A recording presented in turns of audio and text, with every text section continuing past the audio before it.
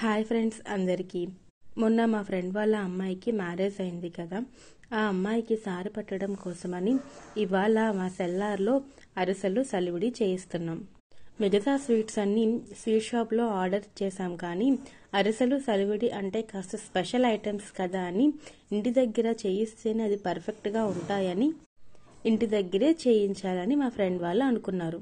చలివిడి చేయడం అయితే పర్వాలేదు, మాకు పర్ఫెక్ట్గానే వస్తుంది, కానీ అరిసెలు చేయటం మాకు అంత బాగా రాదు. అది కాక ఎక్కువ క్వాంటిటీస్లో చెయ్యాలి అంటే కాస్త జాగ్రత్తగా చెయ్యాలి కదా. తక్కువ చేసుకుంటాం, ఇంట్లో తినడానికి మాత్రమే చేసుకుంటాం అంటే కాస్త అటు ఇటుగా వచ్చినా ప్రాబ్లం లేదు. అది ఎక్కువ క్వాంటిటీస్ చెయ్యాలి, వేరే వాళ్ళకి పంచి పెట్టడానికి కోసం చెయ్యాలి అంటే మాత్రం చాలా పర్ఫెక్ట్గా రావాల్సిందే. అందుకని మా ఎదురుగా ఉన్న ఒక ఆవిడ్ని పిలిపించి మరీ ఈ అరిసెల్ని చలివిడిని జాగ్రత్తగా బాగా చేయించాము. టేస్ట్ అయితే చాలా బాగా వచ్చాయి, 2 ఐటమ్స్ కూడా. మిగతా స్వీట్స్ అన్ని ఒక ఎత్తు అయితే ఇలాంటి ట్రెడిషనల్ స్వీట్స్ మరో ఎత్తు. ముందుగా చలివిడి చేయడం పూర్తి అయిన వెంటనే దాన్ని కాస్త చల్లారించి దాన్ని ఒక బిందెలో స్టోర్ చేసేసి పైకి తీసుకొని వెళ్ళిపోయాం. తర్వాత అరిసెలు చేయడం స్టార్ట్ చేశాం.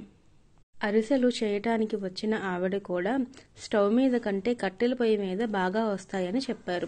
అందుకని ఇంకెందుకు లేటు, మేం ప్రకృతికి చాలా దగ్గరలో ఉన్నాం కదా, అందుకనే కట్టెల పొయ్యి పెట్టి దాని మీదే అరిసెలు చలివిడి 2 చాలా బాగా చేసేసాం. ఇన్నిసార్లు మా ఇంట్లో పెద్దవాళ్ళంతా ఎన్నిసార్లు చేసినా అరిసెల పాకాన్ని నేను పెద్దగా పట్టించుకోలేదు. ఈసారి మాత్రం ఎలా అయినా నేర్చుకోవాలని దగ్గరే ఉండి పాకం కూడా ఎలా తీయాలో పర్ఫెక్ట్గా నేర్చుకున్నాను. ఈసారి ఎప్పుడైనా మన ఇంట్లో కూడా ట్రై చేద్దాం ఫ్రెండ్స్. ఓకే ఫ్రెండ్స్, మీరు ఎప్పుడైనా ఇలా చేయించారా? బాయ్ ఫ్రెండ్స్, మరి ఉంటాను.